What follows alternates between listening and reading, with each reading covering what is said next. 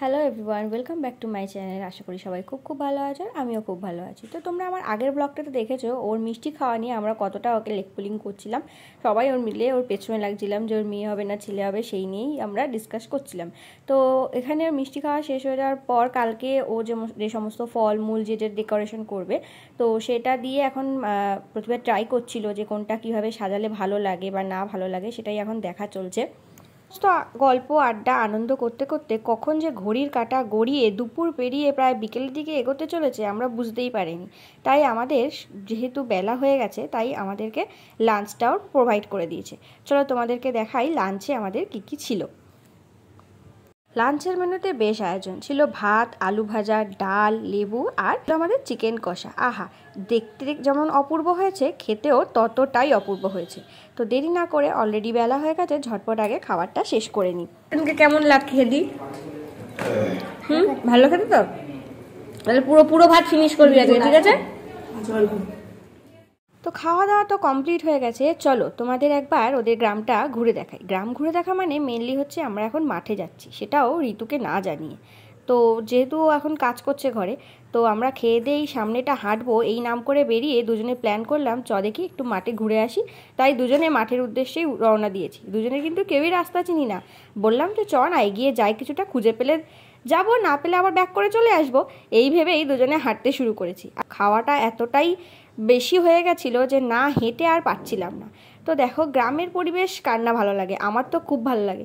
তো আর চারিদিকে এই সবুজ নির্জনতা, এত সুন্দর পরিবেশ কলকাতা শহরে তো হট করে আমরা পাই না। তাই গ্রামটা আমাদেরকে যেন সবসময় মনে কাছে টানে। রাস্তা খুঁজতে খুঁজতে আমরা ঠিক চিনে চলে এসেছি মাঠের দিকে। আমরা দুজন চারিদিকের এই সবুজ মাঠ ঘাট আর সর্ষে ফুল দেখে পুলকিত হতে গিয়ে প্রতিভা তার হাতটাই কেটে ফেলেছে সর্ষে ফুল তুলতে গিয়ে। তুলছিল ওর মেয়ের জন্য, ওর মেয়েকে দেবে বলে। আর এদিকে আমিও একটা সর্ষে ফুল তুলে কানের পাশে গুজে নিয়েছি, কিন্তু এত হাওয়া দিচ্ছিল খোলা মাঠে যে সেটা থাকতে একদমই নারাজ। তো দেখো, অলরেডি তো তোমাদেরকে দেখালাম যে ওদিকে অলরেডি ধান রোপণ করা হয়ে গেছে, আর এখানে দেখো এখন রোপণ করছে। এই জিনিসগুলো মানে এতটাই টানে যেটা বলে প্রকাশ করা যাবে না। এইসব জিনিস উপভোগ করতে করতেই দেখলাম এবার দুপুর গড়িয়ে বিকেল হতে চলেছে। তো আমরা আর দেরি না করে পায়ে এগিয়ে চললাম ওদের বাড়ির দিকে। কারণ যেহেতু ওকে জানিয়ে আসেনি, তার মধ্যে যদিও ফোন করে একবার জেনে নিয়েছে যে আমরা কোথায়, তাই দেরি না করে দুজনেই বেরিয়ে পড়লাম বাড়ির দিকে রওনা হয়ে।